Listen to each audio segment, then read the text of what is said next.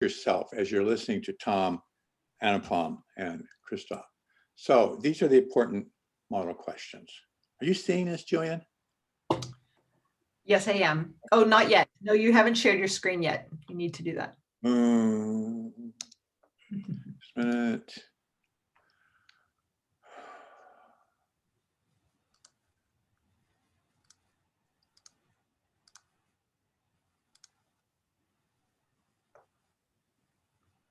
But we are enjoying watching you in outer space. Okay. Got that? Yes. Okay, fine. Important model questions. Number one, what is the purpose of the model? In the case of COVID, there are all sorts of different kinds of purposes that one could have. That's important to ask yourself the question. Because if you don't know what the question is, then you can't know whether the model's of any use. So what is the main question? And more interesting for us, who would actually be interested in the answer? Then you need to consider the question, if that's the question, what are the elements that you need to put into the model in order to deal with that question? And we're talking about endogenous elements, which I'll define in just a moment. Second question is, over what time period do you need to understand the behavior? You know, some models are very short-sighted, some are very long-term, and you can't be both at the same time. So which do you prefer? When you know the key elements and the key behavior, then you need to start thinking about the boundary. That's the question of what variables are endogenous, which are exogenous, and which are excluded. Endogenous variables are the ones whose behavior is determined by things that are going on inside the model. Number infected, presumably, would be an endogenous variable in all these models. Exogenous variables are the ones that you need to know about, but you make assumptions about them and you feed their values in from outside. So the model isn't telling you about the value of exogenous variables. You specify them. Excluded variables are the vast majority of all those things in the world which just don't show up. The model is only going to give you information about endogenous variables. It can't tell you anything about the things you already assume, and it can't tell you about the things that you're not looking at.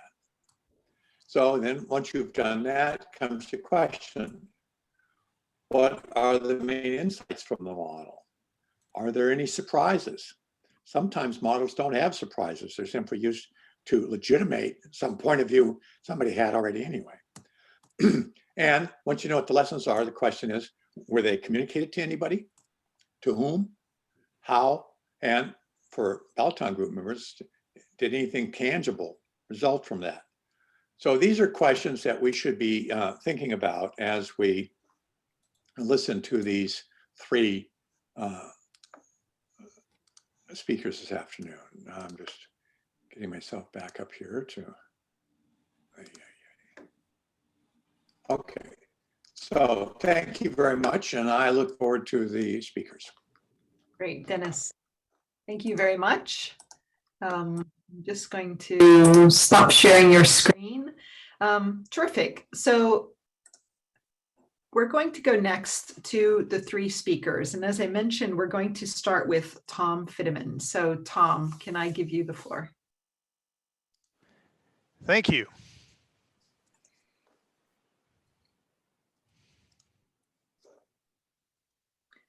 You can turn on your video too, Tom. And we see you. Okay. Yeah, that way you can see me talking with my hands foolishly while I'm presenting things that are on the screen. There are actually a million things to talk about with respect to COVID modeling, and it would be really interesting to have a kind of technically oriented conversation about stocks, flows, feedback networks, and statistics, and all of the interesting things that go into the models. But I'm not going to talk about that in much detail, although I'm happy to answer questions. Instead, I'm going to talk about our experiences working with a state on actual policy questions. So when all of this got started back in kind of end of February, beginning of March, I got immediately interested in how the epidemic would unfold and what was coming, and built a simple model just really for my own thinking and to look at my own community. I think we shared the video link for that. And that quickly grew into a project working for a state nearby. So I'm in Montana, and we worked with North Dakota next door. So I spent a few months working with North Dakota's Unified Command, which was responsible for the COVID response. So this was a combination of the North Dakota Public Health Department, the governor's office, and the National Guard Weapons of Mass Destruction unit that was providing extra capacity. So this was very much early days of the epidemic. So there were a lot of challenges, including time pressure. So what I'll do is just walk you through a little bit what the tools were and how they evolved, and what some of the challenges were, and what we learned from the whole process. This is actually the original model. This is what's called an SEIR model. So you have a chain of susceptible people, exposed people, infected people, and recovered people. And here we've actually added a D for deaths. And actually, let me show you this in Vensim. This is more the real version. So as this evolved, we added more boxes. So partly we disaggregated exposed people into exposed and then infectious asymptomatic, because asymptomatic spread the disease, and then added more categories to infected people, the infectious, the people who get a mild infection or don't notice it and recover more or less immediately, and then those who get hospitalized. And so, part of the game is figuring out what are the time constants on and the distributions on all of these processes. And in particular, we're interested in what's the fatality rate, although that may get too much attention because there's clearly also a lot of harm from simply having a serious case and getting hospitalized, and then having long-term autoimmune problems or other kinds of health issues. So really the important processes here are the red loop here, which is that you infect people, they're exposed for a little while, they become infectious, and then they're out there in the population infecting other people, and that leads to more infections. So that's kind of the classic positive feedback loop that drives the growth of the disease. Then the counterbalance to that is that eventually you run out of susceptible people, which means there are fewer victims to infect. That's kind of the herd immunity dynamic, but that, of course, doesn't kick in until a large fraction of the population has been infected. So what you'd like to do is control that infection process through other processes, and there are several options. One is that you can mobilize the population either by exhortation or by mandate to lower their, to modify their behavior, basically to lower their risk. That means social distancing, hand washing, and all the kinds of things that public health agencies tell you to do. And then the other thing you can do is you can try to find these infected people or infectious people, get them into quarantine and reduce the active number of infectious people who are out on the street. And there are some other positive feedbacks that become problematic as you try to do all this. So for example, one is as you increase the load in the hospital, you increase the strain on the system, you start infecting healthcare workers, there are people piling up in the hallways and fatality rates go up. So that's bad.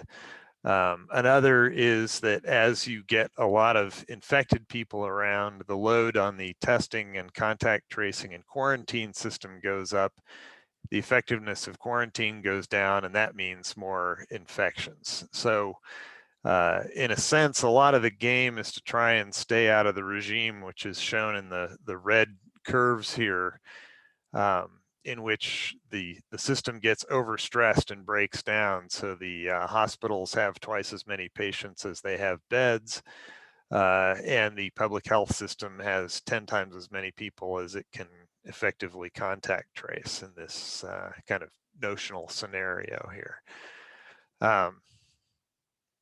So that's kind of the simple version. And then we also used a more complex version of the model. And actually, I'll show you why. This is again, a very early version of the model. So you notice we only have data through March 22nd or 23rd. So the blue is data on cases, and the red is the model trajectory. So the question is, what are the parameters of the model? And the one that really matters is known as R0, which is the reproduction rate of the disease. There are a couple other things that really matter, I guess, as well. But R is basically for a given disease with kind of a particular set of parameters for its time evolution. How long is a person infected or asymptomatic, and then infectious, and then recovered?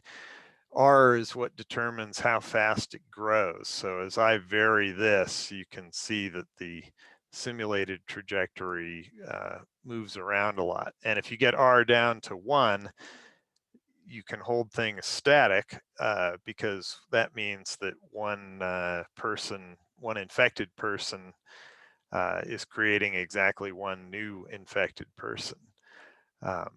And actually, I should let this go to 0. So what you'd like to do, of course, is bring R below 1, in which case the growth rate turns negative and the disease eventually goes extinct. But that's not the situation early in the game for COVID.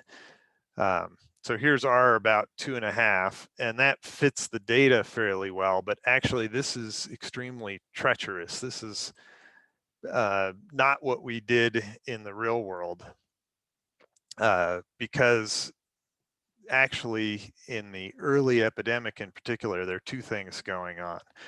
One is you have exponential growth in the disease, which is reflected in the blue line, but the other is you have a rapid expansion of test coverage. So the fraction of cases that you know about goes from 0 to maybe 10% fairly quickly, and then has a slower climb to higher levels, which depend on how much a given jurisdiction is testing. So if you just fit these curves, it's potentially very misleading because you're partly fitting the real growth of the disease and you're partly fitting the test illusions that you're seeing. So a tremendous amount of our time and effort went into trying to back out of the test data what was actually happening in the real population. And to do that, you have to understand who's getting tested and for what reason. So you look at how much of the testing is for symptomatic people versus contact tracing versus general population surveillance, because those tell you different things about what's really happening in the population. And then the other question of fairly intense interest was, what's the fatality rate? early on, it was thought to be fairly high, about 1.5%, or 1 to 1.5% were some of the early estimates. And of course, if you observed what was happening in New York and Italy and places like that, it was more like 7%. But that's from, again, kind of a naive calculation of just dividing deaths by cases. And the cases are dramatically understated, so you don't know what's really happening. So again, a lot of effort went into backing out what are the real numbers of cases, so then you can figure out how many real deaths and what the real risk of the disease is. And it looks to us from our bigger models that fatality rates less than 1%, and there's been some learning, which is really very good news in terms of the evolution of the disease. But at the same time, it's still in the territory of 1 million deaths in the US for an uncontrolled epidemic. Let's see. So when we put this to use, you immediately start needing more and more moving parts to the model. Partly because you have people asking policy questions that require some kind of hook in the model. So if they ask you something about, should we quarantine asymptomatic people, then you have to have a way to distinguish that. And then at the same time, having more detail in the model allows you to connect to more kinds of data and kind of triangulate things better. We did a lot of that triangulation, actually. So for example, not only did we bring in case data, but we brought in various measures of behavior in order to try and understand what was going on. So we looked at highway traffic and Google mobility and a number of other cell phone stats and data from digital thermometers and things like that.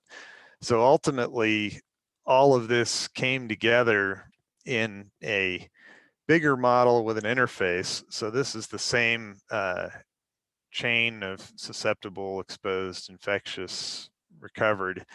But you'll notice there's now a parallel chain down at the bottom for all of the people in all of those categories who've tested positive. And that was for the purpose of accounting for testing coverage effects so that we could back out what's really happening.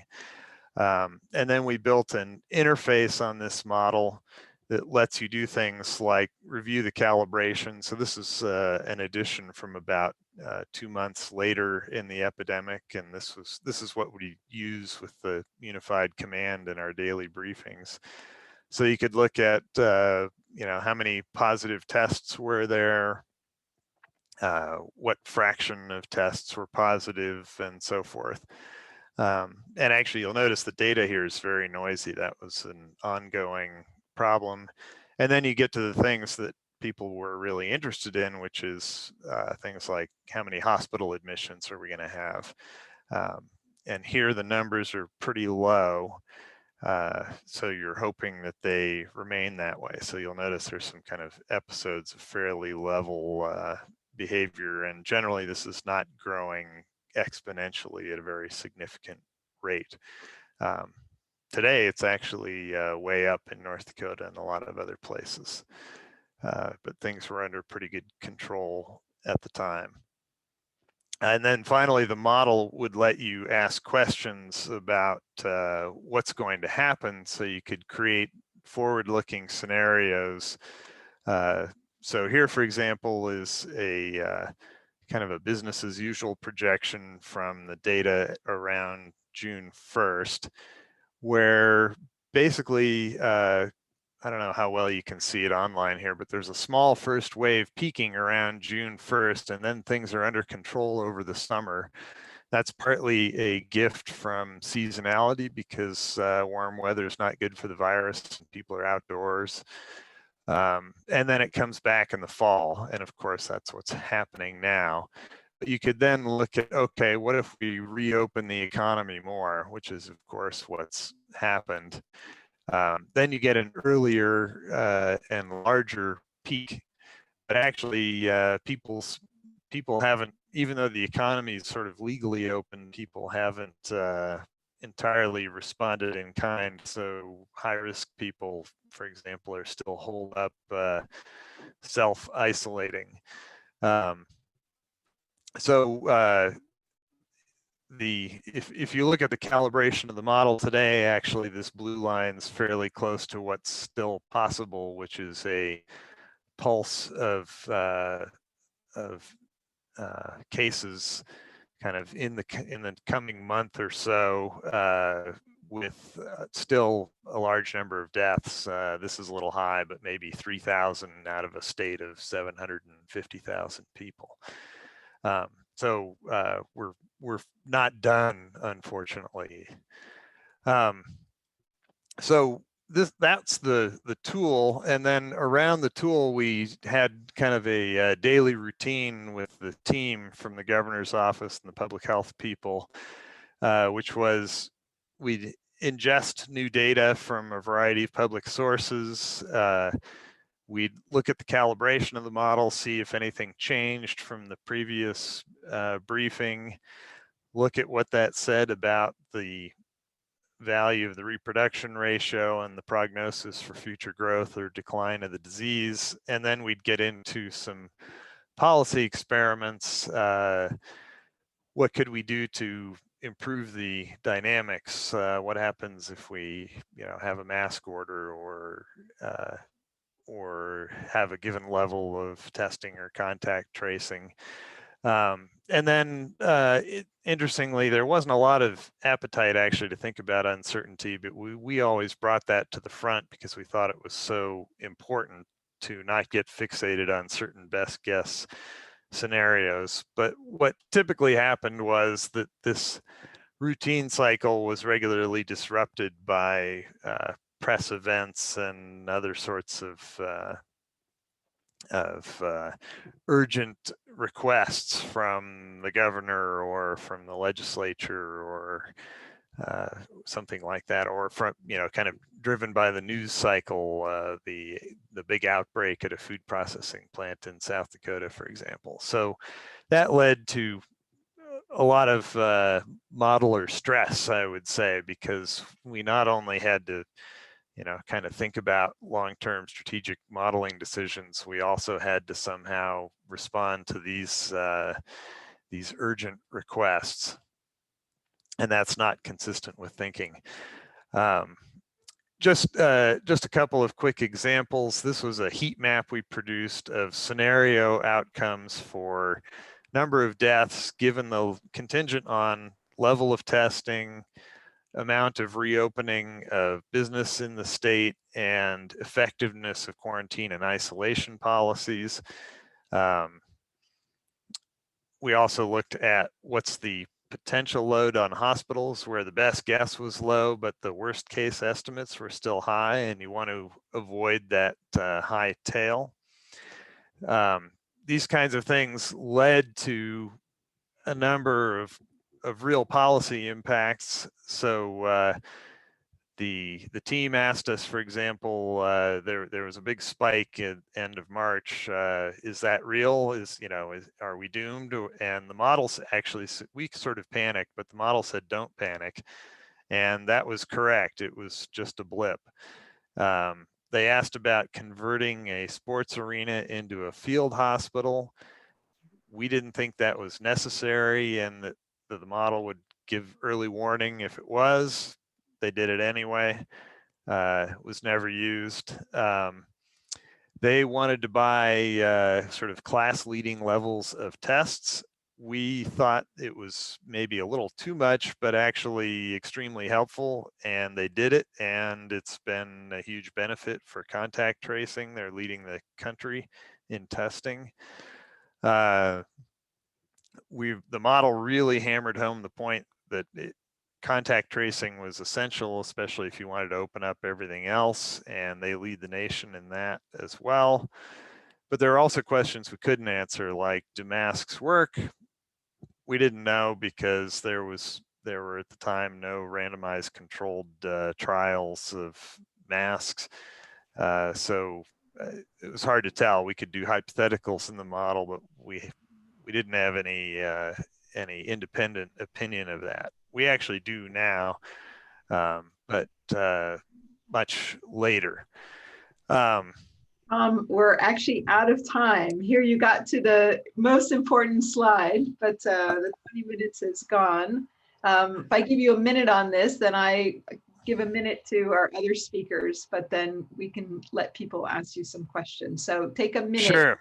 All right. I'll take less than a minute. So there were lots of things we learned along the way about the process, but there are some things that were kind of confirmed, like sustaining behavior change is hard, but it was always the thought that we'd start with lockdowns and then make a transition to extensive contact tracing and testing. And therefore the economy would not have to be essentially shut down, and yet contact tracing would kind of do the heavy lifting and pick up where social distancing left off and prevent the spread of infection. That has not happened, largely due to, partly due to underinvestment, but mostly due to non-compliance. So given that, you really need protective measures, sanitization, and other cheap policies. It's almost the only thing you can do. The economy is open, but it's different because a lot of people are essentially hiding from the economy. And so the fact that it's legally open doesn't mean business actually comes back. Tourism's still devastated. So that brings up all these arguments about personal freedom and so on. And really, there's a set of important conversations about economic and social trade-offs that need to happen that you can't have because the political environment is so polarized that, as soon as you start talking about closing businesses, people get out their AR-15s and stand on the courthouse lawn. And the sad result of that is that there are lots of good ideas like phasing lockdowns and things like that that have never been tried. And I think it basically boils down to leadership or lack thereof. We don't have any at the top, and therefore people are unable or unwilling to experiment, and we can't learn from our mistakes. And so it's really a mess on an ongoing basis. All right, great. Thank you so much, Tom. If you guys know how the reactions button work, you can give Tom a clap, or you can unmute and clap if you like. But thank you so much, and then we'll come back to you certainly in the questions and discussion. So thank you so much. So we're going to go now to our next speaker and to another part of the world, pretty far away from Tom in Montana, but we're going to India now, and we'll hear from Anupam. So Anupam, if I can give the floor to you.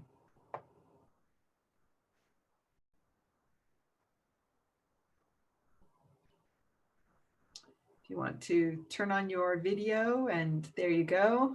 All right. Good morning, good afternoon, and good evening. I'm delighted to be with all my Balaton friends, and it's indeed a pleasure to be able to talk to you about the COVID scene from an Indian perspective. So for me, the whole exercise really started sometime on the 24th of March, when our Prime Minister Modi declared that the Mahabharata battle was won in 18 days and the coronavirus battle is going to take 21 days. So to put it in context, the Mahabharata battle is said to have taken place somewhere before 500 BC. And although historians differ in terms of the exact time when it happened, and they also differ in terms of the exact extent of casualties that happened, the scriptures, the Indian scriptures, put the figure at something like 1.6 billion. So it was really devastating. And when PM Modi is talking about the Mahabharata battle of 18 days, one really asks the question, is he talking about the casualties that resulted, or is he talking about the fact that it ended in 18 days? And of course, at a time when we were in March, nobody knew what is the duration over which this exercise is going to last. Whether it's going to take 21 days or more or less was something which was really puzzling. At the same time, India is home to almost 1.4 billion people, and we are divided into 28 states and 8 union territories, centrally administered. So it's a very complex situation where health is controlled by the state. It's a state subject. And so when PM Modi suddenly says that he's going to declare a lockdown on India, and in 21 days, the entire coronavirus battle will be solved, it really raised a lot of questions. At about the same time, many of you, perhaps all of you, have seen this graph which went viral, which talked about flattening the curve. And at the same time, there seemed to be no information about what flattening the curve would mean for India. Because we are 1.4 billion people, and because there is about 31% of people who live in urban India, the rest in rural India, and urban India is in about 56 million plus cities, majority of the people, the whole dynamics of how the disease would happen would be very complex. So what would be the peak that is going to happen in India, and how long is it going to take for the peak? So therefore, what we decided to do was to evaluate what India's response to the battle against coronavirus would be, and what would be the options that the government actually had in order to deal with it. And to do that, we decided to create a set of criteria, and we zeroed in on 8 criteria that we decided to use. So the first thing that we decided to use was, of course, what are the new cases per day, and how long does it take for the highest number of new cases per day to happen. Then the second is, we said that we would focus on what are the total number of cases that happen, and how long will it take for this event to actually happen. And then what are the total number of deaths that are going to happen, and how long before we reach the point where nobody's dying of COVID anymore. And finally, what are the number of active cases at any given time, and what is the time before which we really plateau on the maximum active cases at any given time. So the elements that, as Tom has already explained, when you're looking at any epidemic breaking out, any pandemic breaking out, you're really looking at a susceptible population, and you're looking at what proportion of this population moves on to become exposed, and what proportion of that is going to become infected and then finally recover. And it's the exposure rate, the infection rate, and the recovery rate that decide the movement between these 4 stocks, as we call them in system dynamics.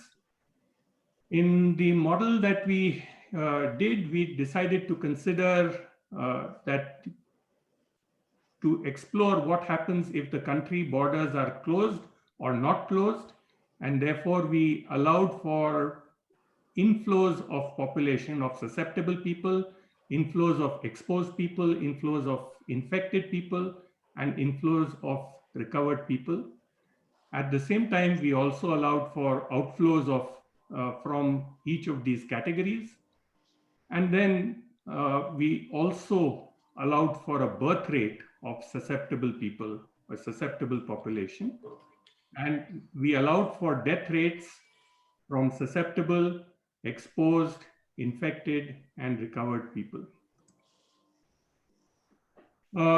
at the same time, the government actually had a series of measures, and they included five lockdown phases, which had a different duration of from 21 days to 14 days. And at the same time, they closed international borders. And they also started talking about or promoting or issuing advisory about wearing masks. There was also an advisory about immunity boosting program from the Ayush Ministry. The Ayush Ministry in India is a ministry which concerns itself with Indian traditional medicines, Ayurvedic medicines and homeopathic medicines and alternative medicines. And they were actually promoting a whole lot of measures in order to boost immunity. There was also a quarantine program which was introduced in May, which basically talked about two things. One was isolation of those who were exposed or infected, and a quarantine of those people who traveled from outside the city. So because we were not considering movements within the country, we were only considering movements from outside the country into the country and vice versa.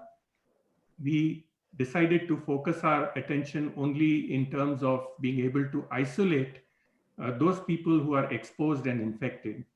And then there was also a restriction on flow of migrant workers from cities back to their homes in rural India. However, we did not really go into considering that.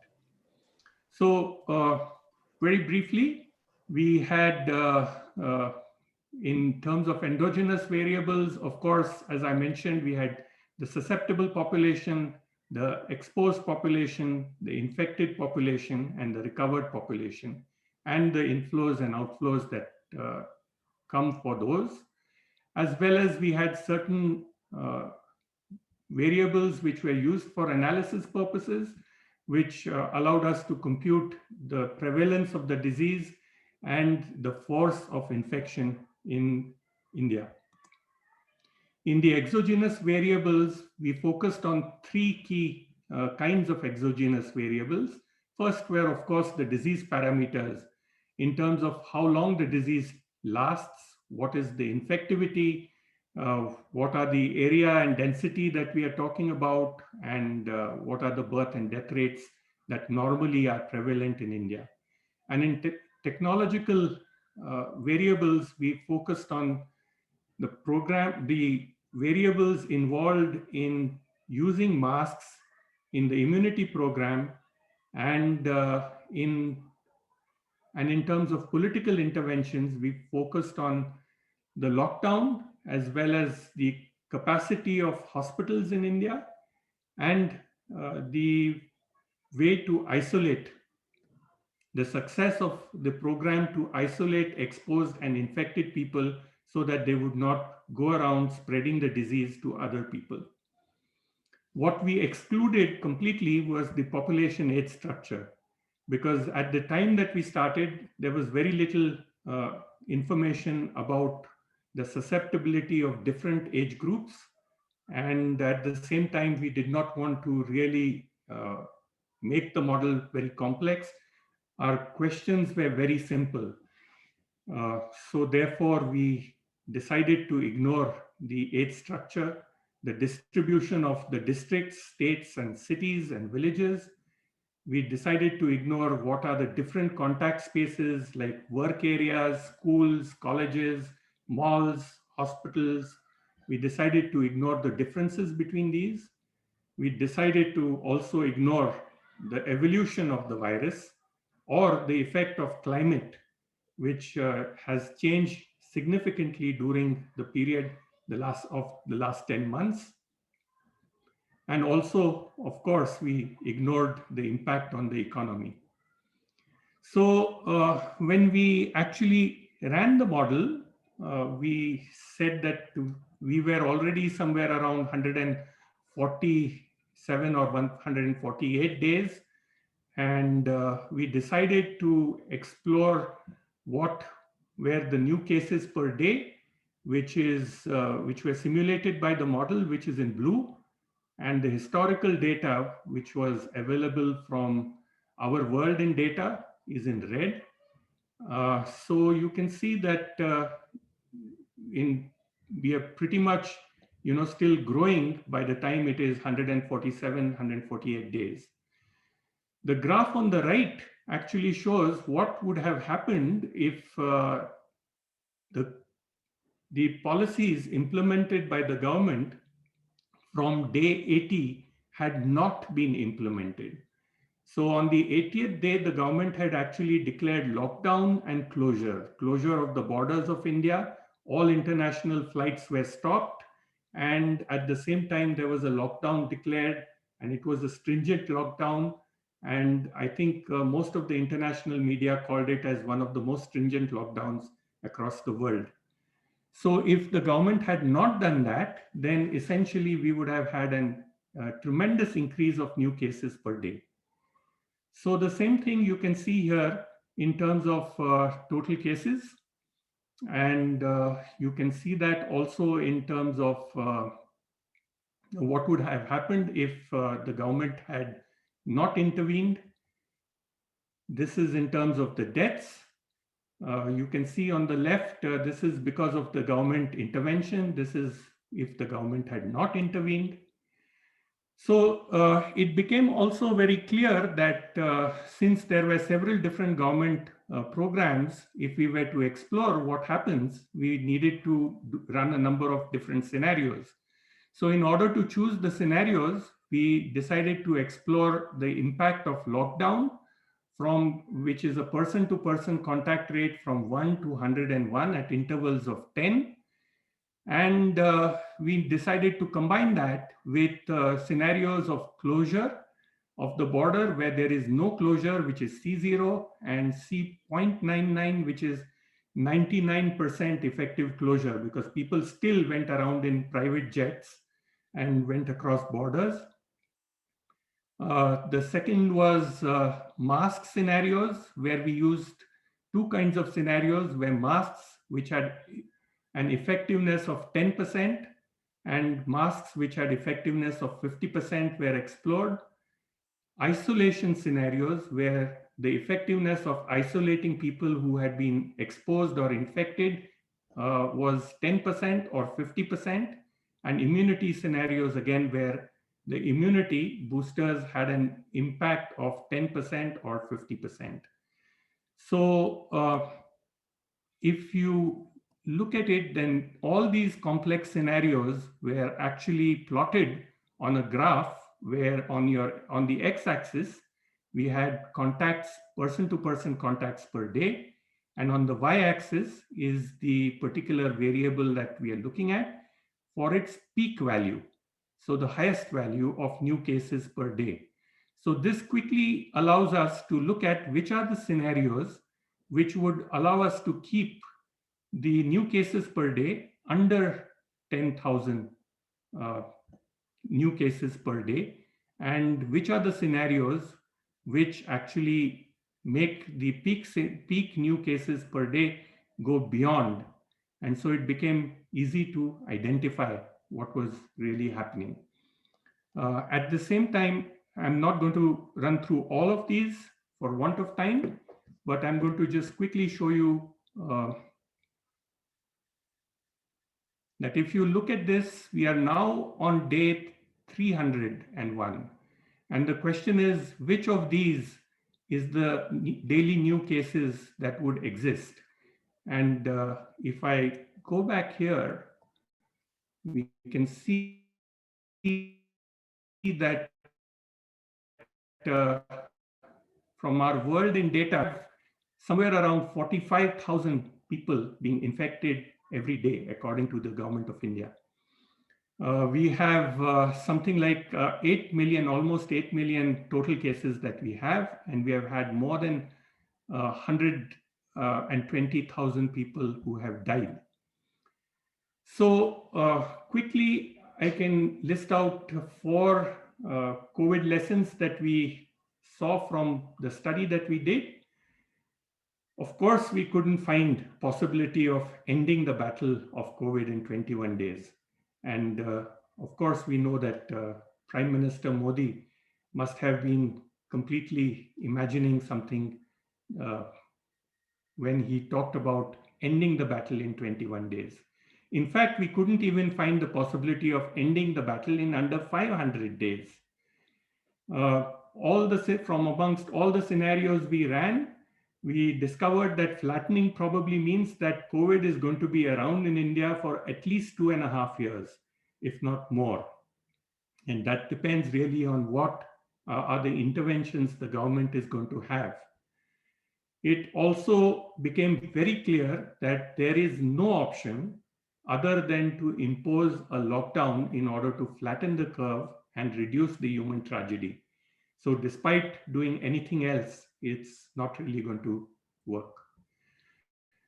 Some non-COVID lessons we discovered during the process that people are unable to rise to challenges that go beyond a few days. And so, of course, it was very difficult to hold people into their houses for 21 days. And people continue to believe that technology, politicians can solve every crisis. And once the economy comes back to normalcy, everything would be fine. That somehow seems to be the prevailing belief. We also discovered that during COVID, it became very apparent that all our human designed systems of supply chains, of our markets, our banking, our educational system are so exploitative and not symbiotic by default. And we also found that when we are talking to a systems illiterate audience, they want us to solve problems, not dissolve them.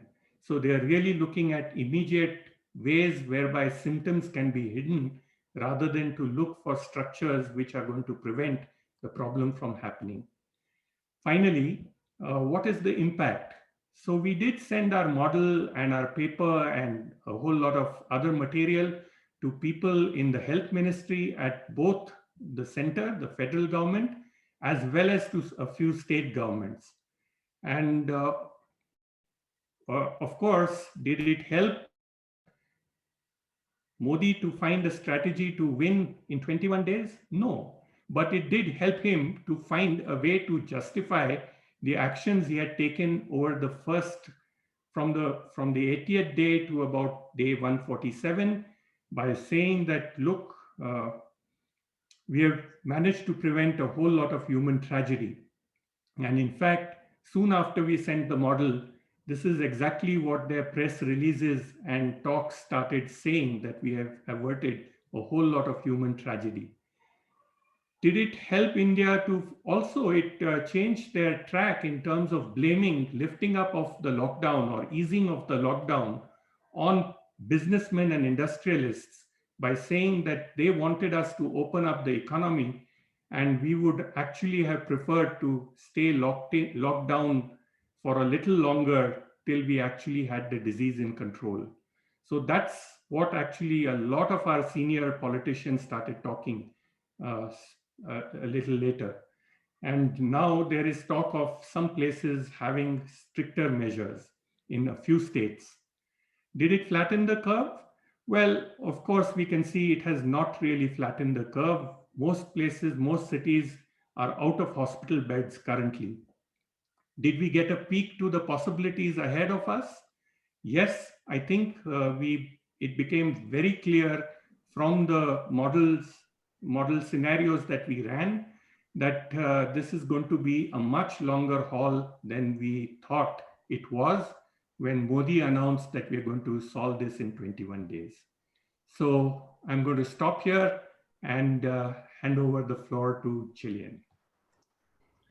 All right, Anupam, thank you so much. Another interesting presentation, the second of our three. And so we're going to now move from the Indian situation to back to Europe. And Christoph, let me give the floor to you from Austria.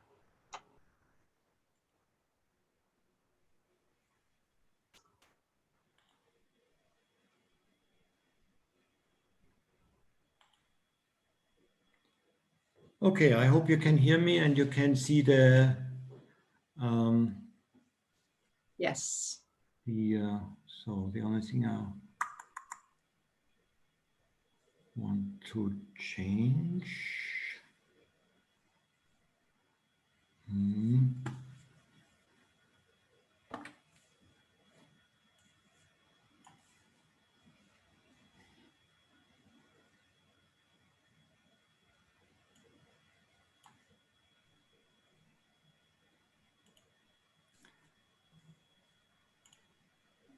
So that's better. Okay.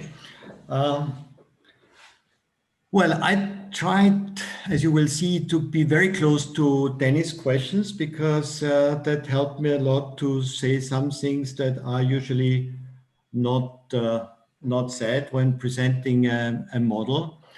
So I walk you really through what I've written down. I won't show you anything of the model because I don't think that's, from my point of view, that important. So let me start with the purpose. To give you some background, on March 15, we started the lockdown in Austria. That means really a complete standstill of everything, including schools, including teaching. So as I'm teaching at university, suddenly everything was canceled and I had quite a bit of spare time. That was one thing. And the second thing is I'm teaching actually system dynamics and using system archetypes and generic models a lot in my teaching. And one of that is the SEIR model. So I thought, wonderful, now I do have data around and I could easily apply the model, which I already had, giving it some extras and reproduce the time series that were available on March 15. That was mostly the Wuhan experience. I don't know how you spell it correctly, but the one in China where the whole breakout started. But there was also, of course, Italy already available and beginning, of course, everywhere around the world. And so I started with the main question on March 15, can my system dynamics SEIR model reproduce the time series of daily deaths per country? Why did I focus on the daily death? Well, it was very clear for me from the beginning that the so-called confirmed positive, the daily positive tested is not really a very valid data time series for reasons. If you're interested, I can go into that, but basically I thought that the daily test is something that is kind of more reliable than the daily testing. I think, yes. So, by doing that, I actually found that using all the parameters and data that are available to feed my SEI model it just didn't fit. It could not reproduce the time series. So I started wondering about the data. Of course, there was at that time certain data still that had to be estimated to actually feed a valuable SER model that was only available in a broad range. But then it became clear to me because at that time, in the second half of March, there was these first models saying that, particularly in Great Britain, that there will be a couple of 100,000 deaths. And then also in Austria came around that there will be a couple of 100,000 deaths because this whole thing is so dangerous. And I was looking more in detail, well, what are they basing their kind of projection on? And it became clear that most of that was using the data to do how do you call it? To do parameter testing of exponential growth. So as I know from the theory of epistemological modeling, or the theory that was already around in 1927, that it's not exponential growth, but it's basically a logistic model that best captures the epidemic. The main question changed from March 15 when I found that most of the data that seems to be around, they don't fit together.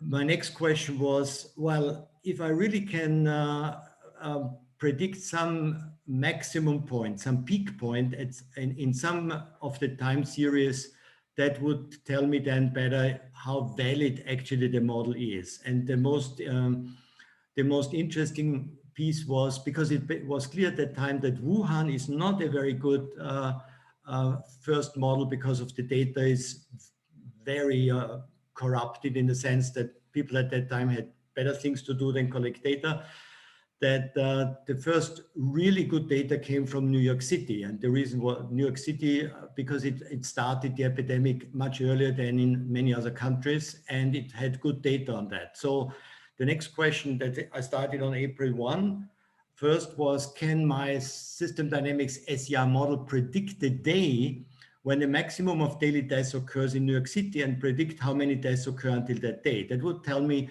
how valid the model is, because the most critical piece of an SER model is, can you predict the maximum?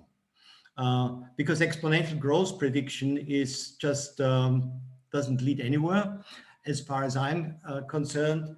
And at that time, I already had a major discussion about that issue with people doing modeling in Austria, saying, well, if you see a maximum, then it's not because of the normal evolution of an epidemic, but it's because of a government intervention. And the interesting thing about New York City was that it started with government interventions so late in terms of how progressed the pandemic was, that it was pretty obvious from the amount of information that was available at that time, particularly on delays, that probably the maximum of daily deaths in New York City will not be influenced primarily by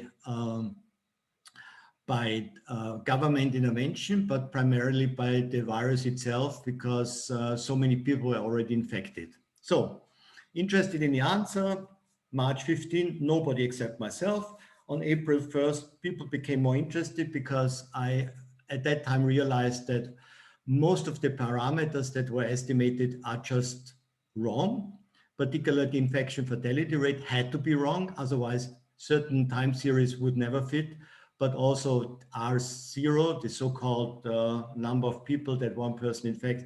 So on April 1st, I sent out a couple of, I wrote it down all together and sent it out to some people and saying, well, it seems like the infection fatality rate is much lower than the mainstream says. I was not the only one, but mainstream was saying that that's the case, larger than 1%. And I was around between 0.1 and 0.2%, which I know now is too low, but it's certainly much lower than 1%. That's what we know now. But people became interested because I proposed a very different kind of scenario, actually, about what is going on really, because at that time you must see we didn't have really much of a clue what is really going on, because we had no idea how many people were actually infected. That was the big mystery, how many people were infected. So next, elements and time horizon. About main factors, I talk on the next slide. Time period. I wanted to understand a full epidemic cycle, including a possible second wave. So that means looking at 365 days, 1 year. That was seemingly at that point long enough to see both the first wave and the second wave. So boundaries, the three types of variables. I started with the straightforward SEIR model, extending it by daily deaths, which is a flow, and the deaths, which is a stock, because for whatever reason, the SEIR model includes only recovery and doesn't include daily deaths and deaths. But besides that, it's all the variables that are in the SEIR model. Nothing more, nothing less. That's already tricky enough, because as you see in the exogenous variables, of course, the population, it means the size of the population, which is an important thing in terms of, but in terms of the dynamics, but it's also very easy. The tricky part was now 5 things that the model requires, the SEI model. That is R0, the infection period, that means how long are people actually infectious. Then the exposed period, that means how long does it take for people to be already infected but not yet infectious. Then the delay of daily deaths, that means how long does it take from being infected until someone dies. And of course, the infection fatality rate. Now, my expectation was at that time, when I started in March 15, that everything that, because that's important to know, otherwise you couldn't build a really serious model, that everything like that was available. That was actually not the case. So what I did then, I tried to use the model, which was the best thing I could think of. I tried to use the model itself to actually estimate those variables. That means the one thing I had was that the time series of daily deaths and deaths. I had a rough idea of what R0 might be. I had a rough idea from data available, particularly from China, what the infectious period and the exposed period might be. And there was also a rough idea about delay of daily deaths, but it was all in a very broad range. And particularly R0 is highly tricky because it does make a big difference if you change R0 by just 0.1, for example.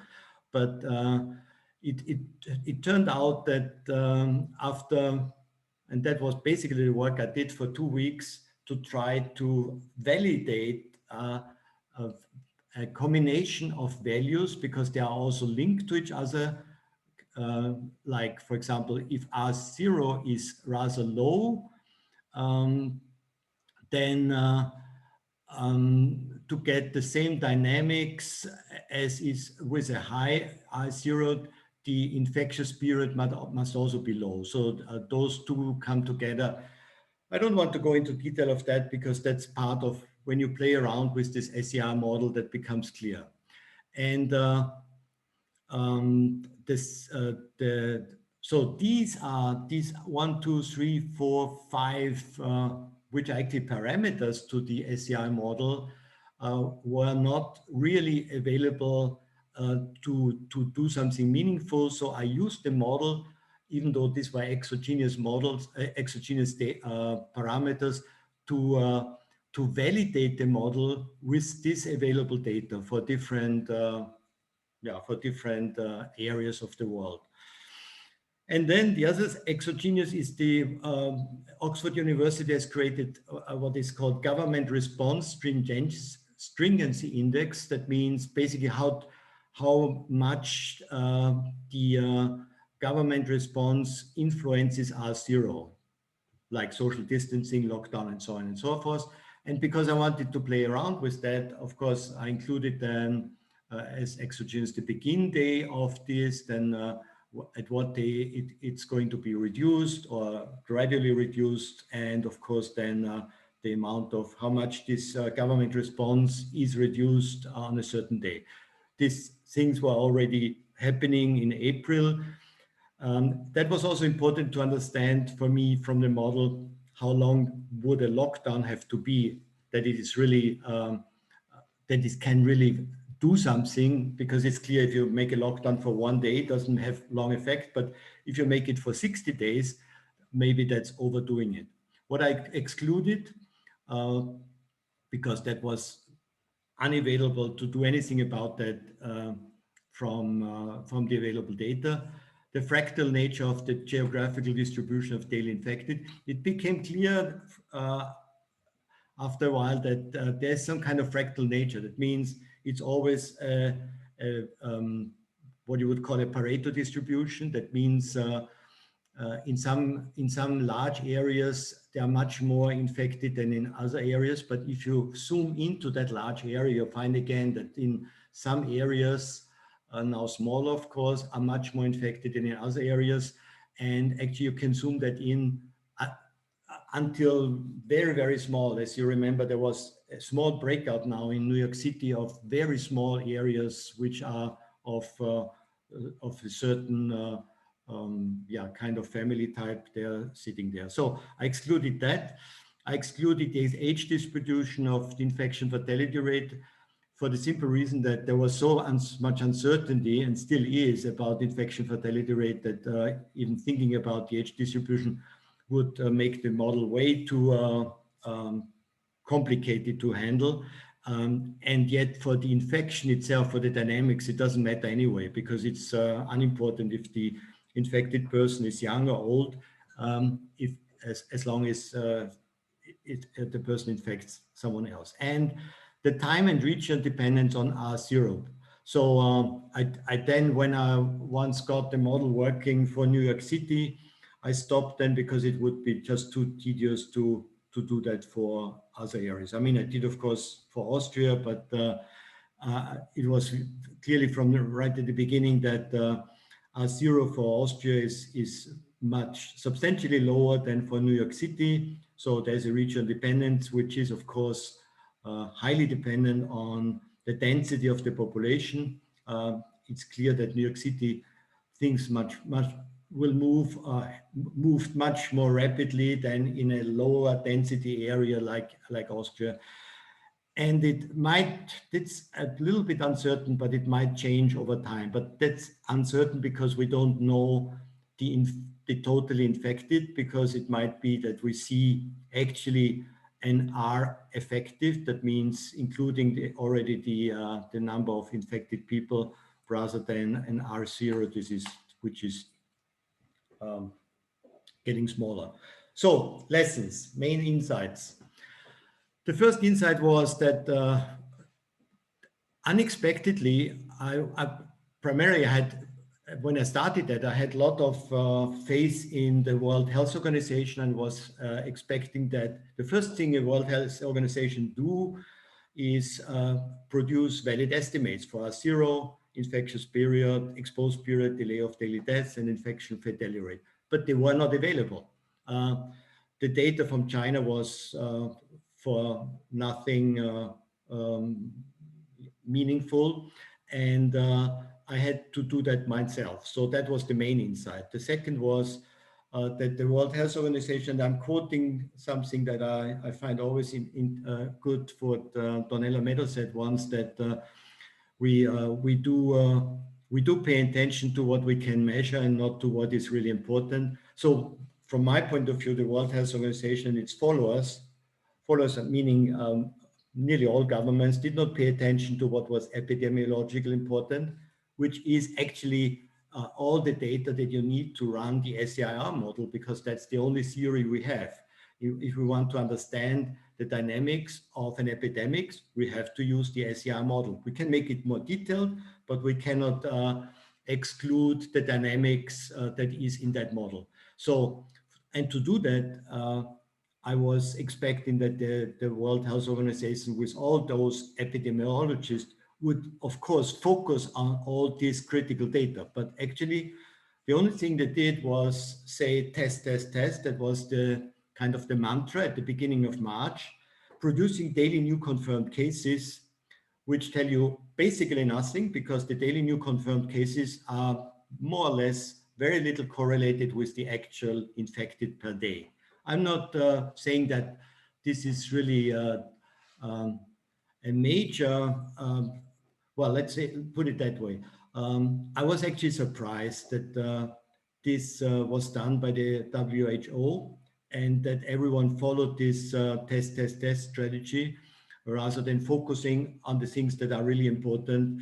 That means, for example, test in a way that you get a random sample every day and can actually make good estimates. But as you test only the ones that are kind of suspects, possible suspect, you never do a random sampling, and that means you get basically nothing you can tell. You test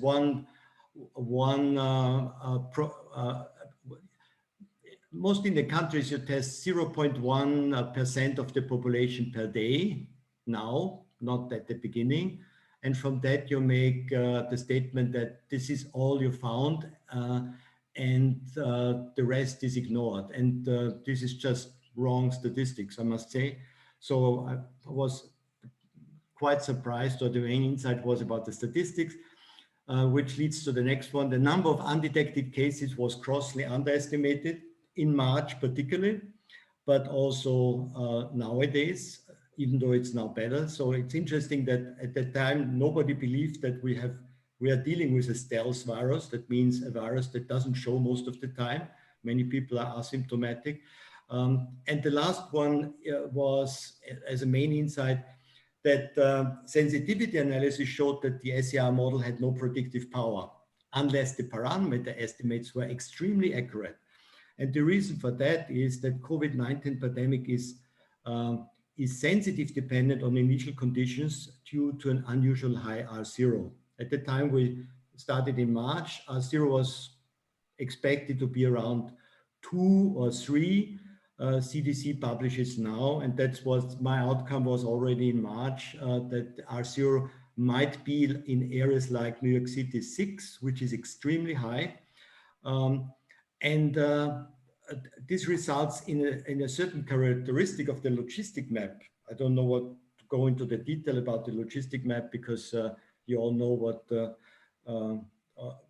well, the logistic map is basically the behavior over time. And what is well known is if this parameter R0 is higher, then it's more sensitive on initial conditions. And initial condition is, of course, also R0 itself, but also how many people are there already infected, things like this. What about the surprises?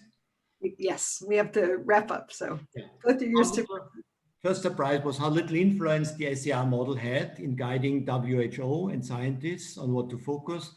Second, how the most unreliable data of all, namely the daily new confirmed cases, was in this guiding policymakers, scientific advisors to governments and the media. For example, a new lockdown is now totally argued because of the daily new confirmed cases, which doesn't say anything about the number of actually daily infected. That very little learning occurred across national scientific policy advisors, because it's, for example, well known that Asian countries are doing much better than European countries, particularly Japan and South Korea. Nobody looks there why they do it better than we do it. That's quite surprising. Everyone is cooking in his own country. There's very little cross exchange. How quickly the scientific discourse became an ideological debate and still remains there. If you say IFR is this and someone else says IFR is this, it's not so much about the scientific debate, but it's immediately becoming an ideological debate. And the last one, how easily doctors via media create panic. The response, you can show that with the models, is that the response in most countries, at least in March, was too late and then too much. So it became clear that you can show that with the SER model, that the earlier you stop, the earlier you make a lockdown, the less long you have to do it, and the less severe the lockdown has to be. Has to do with this exponential growth. We had a doubling for 2 to 3 days in Europe and also in the US. Impact. So how did Christoph, we're going to have to, I'm so sorry. You can say one sentence, but we're out of time. Leave your screen up. We're going to give you a hand here, but thank you so much. I'm sorry to cut you off. I waited a bit longer, but I want to give the floor to Dennis, and then we'll get to come back. People will have questions for you. So Dennis, you have a couple of thoughts to share us to get the discussion going. So yes, thank you. It was a wonderful set of presentations. I've been thinking about models in COVID since March, and I learned actually quite a bit, even though I've been in discussion with all three of these people. It's depressing to be reminded how this is unfolding in the same way as the climate change debate. That is to say, if the politicians don't like the science, then they just deny the models. And that's exactly what's happening, of course, in COVID. Despite the fact, as Christoph pointed out, in areas where science has been the prevalent influence on policy, they seem to, at least over this time period, to be doing a better job than where it's become so politicized, as for example, in my country. We need to remember that, as Anupam pointed out, the virus is going to be with us for maybe 500 days. Beyond that, the economic consequences of the virus will be with us for the next 10 years before we reach some new steady state. And as a result of that, I think the social, the cultural, and the political consequences of the virus are something that will unfold over the next 50 years. As Christoph said, we tend to let what we can measure determine what we model, rather than letting our modeling determine what we should measure. And so, interestingly enough, all three of these models were focused principally on the biology. The politics and the economics are either excluded or at least exogenous. And those are the ones which are going to be of primary importance to us over the next few years. I had a slide which shows how we shift from a reliance on science to a reliance on politics as it becomes clear that the science isn't going to get this job done in an acceptable way in a time period between now and the next election. And that's where we are now. So those are the comments I have. I'll be interested to see what people have experienced from listening to these three presentations. Thank you. Great. Thank you so much, Dennis. So thank you very much. If everybody could turn your videos back on now and unmute yourself, we'll give a round of applause to our speakers. So let's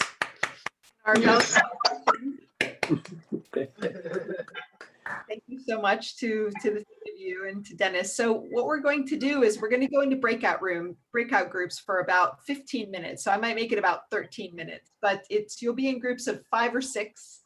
And I'm going to launch those now. And it's your chance to reflect a little bit on what you heard. Of course, Christoph, Anupam, and Tom and Dennis are all in rooms too. So I'm going to open them now and see you back here in 13 minutes or so.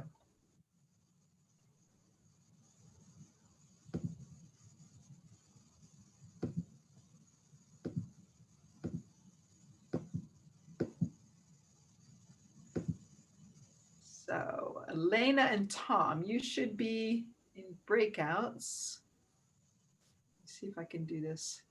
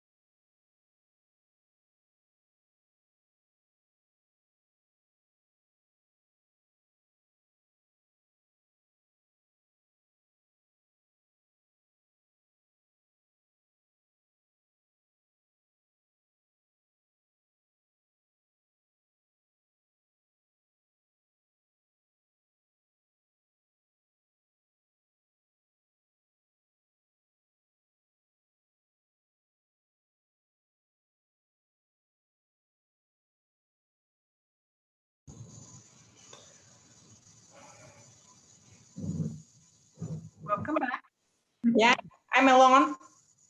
They're coming back in 38 seconds. I wonder why I was kicked out. I don't either. It's very strange. But you also were the last, I had to put you into the group manually as well. So some little bug, not to worry. Oh. We will be soon with everybody else. Is it interesting? Yeah, it was nice. I was kind of kicked out in the middle of a sentence. This is what I'm. Oh, Yeah, but it's okay. It's okay. I got my answer. okay. You can always re-ask it when we get back to the plenary. 5 seconds, everybody will be back. No, this is a call. In the background. Hello. So, way or another, we're moving into a very interesting period. All right. Dennis, that seemed like a good statement to bring us all back to this group. So we're starting, we have a little bit of time, about little under 20 minutes left, and we want to open it up in the plenary, and we can both take some reflections from what you discussed and also some questions or comments that you might have that you would like to share in the plenary. I'm going to turn first to Jan and see, did we get questions that came in during the presentations? I must guiltily admit that the only one I got is what I put up myself. Else put up a question. Why don't you start with yours then, if you'd like to. My question, which I put in my breakout group, was there's a paper in the Atlantic citing research in Hong Kong showing that 19% of encounters resulted in 80% of the infections. And so they say that this tremendous dependence on R0 as the average misses the point, that actually super spreader events do more to explain the spread than the average. And so I was just wondering if people who model all the time, could respond to that. So Tom, There's go ahead. Yeah, there's lots of sort of solid math behind that. A lot of coming out of the network theory, which is sort of probably the newest and most interesting area of modeling. But so I think that's well established, and you can get at it with either sort of network theoretical models or agent-based models. So there's been a lot of work in that spirit. The problem with agent models is that they're slow and they're kind of data and parameter hungry. So, you put in a lot of simulated individuals, which is great because then they can have realistic social networks with overlapping schools and families and all these other things. But it's very hard to realistically parameterize these things. But certainly you get new kinds of policy insights about would it help to shut down, weddings with 200 people without masks and things like that. Ultimately, I don't know if the policy side is really ready to absorb those insights and figure out ways to actually reach those events. And if you can't control particular types of events or predict which individuals are the spreaders, then in a way it all comes out in the wash. Thanks. Dennis, do you want to jump in on this? One of the reasons you model is to inform government about policies they should enact. And another reason for modeling is to let individuals have a better basis for their own behavior. I actually find this information from Hong Kong to be enormously important for what I'm personally going to do. I don't know what I would recommend to my government to do. And so some of the modeling we do is just what takes place in our head. And that may be the only answer we have now, really. For John, is that the way you model it is to think through the ways you spend your time during the day and try to reduce the number of potential super spreader events you go to. Thank you. Anybody else want to jump in on this one? Christoph, go ahead. Well, I would like to add that there's another point that I learned now that is where modeling is important, that the model can inform what kind of data you need to actually make good statements or to make good decisions to base on something. And the other thing is a model can tell you more about how, let's see, how predictive how predictive are we at the moment? It means, for example, doing sensitivity analysis on the model in this case shows how easily very different outcomes come when you change slightly some parameters in the model.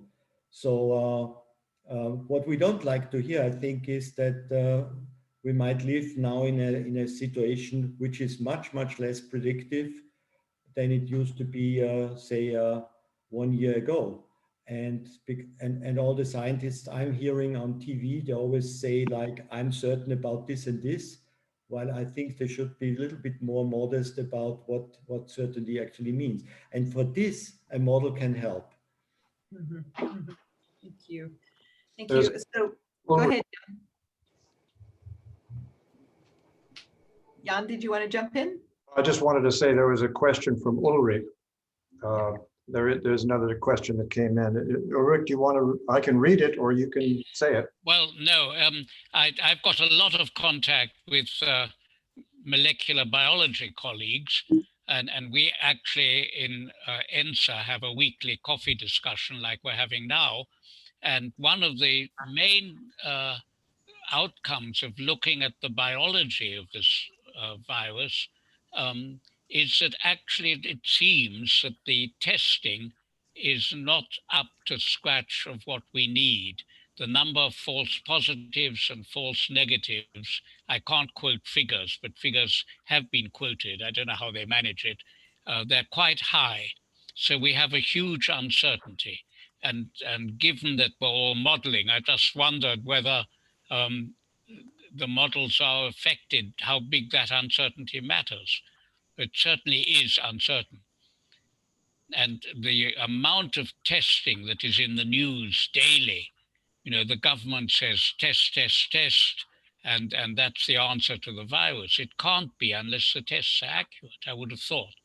So that's my question. Where do we stand? Thanks. We explicitly put that in our model because it's important for sure.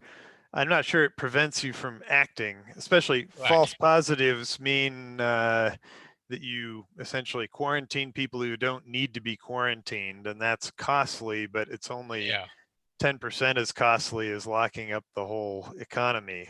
So it doesn't seem like a debilitating problem. The other thing is there's a lot of triangulation from different kinds of tests that you could potentially get, but you would have to have, I think, more tests than we have now in the United States to do a really good job of this. And that's apparently problematic, although it's sort of funny because tests are still far cheaper than the economic consequences of not testing. So, yeah, but of course, somebody has to pay for the test, whereas the economic consequences are kind of pushed off on vague, unseen people in the future. So can I pitch in, Gillian? Yeah, go ahead, Anupam. So we actually didn't model tests at all because it's we thought that it's at a different scale from what we were looking at, because the movement of people from susceptible, exposed to infected and recovered does not actually depend on whether you were tested or not. If you were tested or not simply tells whether you are going to identify a positive case and put them maybe for a treatment. So that part has not been modeled by us. Right. Also, the biggest problem with tests is that even if you test negative today, you might test positive tomorrow because you came in contact with somebody between today and tomorrow. So while there is a lot of emphasis being placed on tests, and of course, there are other difficulties with tests like false positives and false negatives, the whole problem is that the test gives a false sense of complacency to people who test negative, and they believe that they are quite all right because they were negative. However, that was only at the point of time when the test was done. Thank you. Thank you. I wanted to ask you, Barry, maybe you could share a little bit of what your team is doing in this area. You wrote in that you've got some interesting work going on. Thanks, Gillian. And actually, since you offer the opportunity. Let me just put a screen up here for you. Is it sharing? Yes, it's sharing. Okay. We've been focused on the longer term impact, which is something that Dennis was talking about in our breakout group. And just to make this a little more clear, basically the international future system that we're looking at, and we're working with the Nations Development Program, the Canadian International Organization on this. Our focus on progress towards the Sustainable Development Goals, in particular in 2030, but looking longer climate change through the mid and longer century. We're trying to understand, for instance, in this particular diagram, the impact on poverty. There you are. Your sound is coming and going a little bit. Okay, I'm probably turning away from my speaker when I look at my shared screen. Sorry about that. Thanks for telling me. At any rate, the blue line here suggests relative to the green line, the kind of immediate and potential longer-term impact we might be having on poverty rates in low-income countries as we try to move towards eradication, obviously, of it. And uncertainties here center around the implications of COVID longer term, the impacts, or inequality impacts, or fiscal indebtedness, and other longer term. Still can't really hear you, Barry, unfortunately. Yeah, I Sorry can't. about that. I'm trying to shout up my speaker, but my microphone. It's not that. There's a modulation in your sound that's just interfering with us hearing. Anyway, I'll stop then because I don't want to disrupt the proceedings here with audio that isn't going well. But the point is, we do need, as Dennis has suggested, to look at the longer term impacts of that. And we're trying to do this with a system that represents modeling in economics, demographics, poverty, education, and so on, and the implications of the immediate period for those things longer term. I can't go into the details and won't try to here, but anybody who's interested, I'd love to interact with you, work with you. I'll quit there. Thank you. Okay. All right, great. I'm sorry. I don't know what happened, but maybe you could put a link to your work in the chat because it's interesting. I'm glad to do that. Yeah, the connection with the SDGs is interesting. And if in a moment your sound kind of comes back, we can certainly give the floor to you again. So anybody else have a kind of a comment or a question or something you'd like to add in? We've got just a couple minutes before I'm going to turn the floor over to Dennis just to make some wrap-up comments, and also to Rich, if you're happy to say a few words. I might start with Rich, Dennis, and then I'll let you finish up. Any other thoughts from anybody? I have a comment. Yes. On those economic issues. I think it's super important, particularly with respect to equity, because if you look at the US, apparently all we know how to do right now is sort of print money and give it to banks to rescue the stock market. That's kind of the extent of what we're doing. And that has gigantic equity effects because basically the markets collapse, you capitalize the banks, they buy up all the assets, and you come out of this with things much more unequal than when you went in, even though the health impacts are falling disproportionately on poorer people who don't benefit from that at all. So I think it's kind of, we're compounding the disaster through our naive policies. Mm-hmm. Thank you. Okay, so let me give you the floor, Rich. You're going to share some thoughts with us. Okay. Let me share the screen.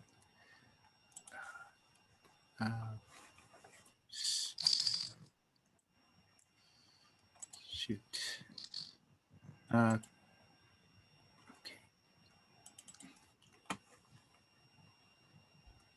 So I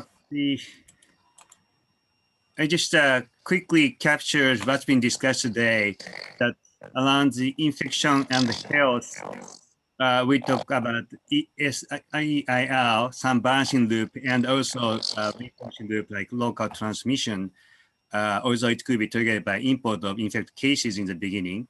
And then we have pharmaceutical interventions, and mostly we talked about non-pharmaceutical intervention today, which could be stressed or reduced by government stringency, which hinges on governance, transparency, and leadership. And we talk a lot about some of the intervention here could be much cheaper than impact of economy, which could create vicious cycle within. But these are mostly treated at the impact side. And we did discuss much of the climate other impacts, but certainly there are a lot of money fusing into. And so we have a lot more to explore here, but I guess the biggest implication for sustainability is, as Tom mentions, the impact on equity, or the Barry mentions the impact on human rights, SDGs, and so on. And right now it's very difficult to work internationally, but here outside we'll somehow decide the focus on where we need to be careful rather than just we can measure. So we mostly talk about those blue point and the bold issues, but I certainly thought that there are a lot more to care about and discuss further. So that's capturing of today's discussion. Okay, Rich, can you just put it on presentation mode for a moment and people can see it a little bit bigger for just for a moment to follow up with your narrative? Okay. It's possible. Oh, that's okay. That was just a request. No, I'm trying to do it, but somehow the screen go from one place to the other without my intention. So I'm trying right now. Okay, that's fine, no problem. Maybe we can do a screenshot of that, or you can maybe send it to Jan, who's going to send out some notes from this meeting, so he can include that there. Yeah, sure, just for your screenshot. Aha, there we go. Okay. I have it. Good.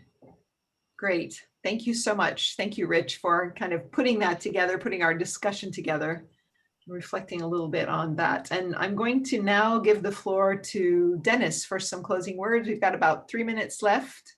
So thanks so much, Rich, and Dennis, over to you. Oh, thank you. I've already said everything useful that I have to say. I just was struck by how our understanding is evolving. I read with great fascination Christoph's first paper, which he sent me in March, and to see how far we've come, both in our understanding of the disease as well as in our sort of focus on what are the issues. I'm looking forward to the webinar we'll do a year from now, when we again present models to see, how much of the exogenous stuff has moved in to being something that we better understand. On my behalf, I'll just say once again, despite the fact I've been doing modeling and thinking about COVID for almost a year now, I still learned a lot today. I thank everybody for their contribution. Great, thank you. Please, everybody, join me in giving a hand to Tom, Anupam, and Christoph. Thank you so much for taking the time, presenting your work, and letting us ask you some questions. And thanks to all of you for sharing your thoughts about this. So we have a recording. Jan's been taking some notes. We can share some of the links, some of the screenshots, and we'll let you know also about the next webinar we're going to have, which we're hoping is at the end of November or beginning of December. If you have any feedback before you go on what you thought worked well or what we could improve for the next webinar, please write it in the chat. We'd love to hear, any thoughts you have about how we could continually improve these. If this is going to become something that the Balaton group does, then it'd be good to do it better and better every time. So thank you again. Thanks, Jan, for your help and support, and wishing you all a wonderful day. Anybody who wants to stay on and just chit chat for a little while, I'll leave the room open and we're more than happy to. Thanks a lot, Julian, for setting it up. Okay, thank you. Thanks, Ian. Yeah, thanks, Jillian.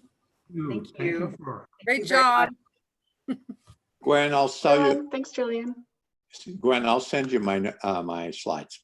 Oh, thank you. I thought Dennis's intro was also very helpful, and I asked him for his slides for us non-modelers. For sure. Well, And I'd like, Dennis's 5 points were very helpful to help organize our presentations. So I think that's made life very easy and simple. So I have one Dennis. question for you, Anupam. You kept saying we and us. Who actually did this work? So I had my PhD student from Indian Institute of Management, Lucknow, who did this work with me. Okay, thank you. I wanted to thank Rich also for doing a in real time kind of mapping out of the different threads of the conversation. That was impressive to be able to put that together in just a very short time. Rich, I noticed that one slide had the English and one slide had the Japanese, and the Japanese only took about 10% of the space that the English did to get the same point across. There's some incredible efficiency here. Yeah, I have 2 different versions, and that's it. Yeah, that's great. No, it's nice to be able to do this together like this. All right. Okay. Great. Bye. Hey, bye-bye. Bye, everyone. Bye, Ulrich. Nice to see you. Thank you. Great. Thank you. Thank you. Good. All right. Okay. So, Jan, what did you think in terms of the webinar? Did it go okay? Yeah. I mean, of course, it would be wonderful if, somehow we could include the notes or some, in other words, if we wanted a product to share with the group,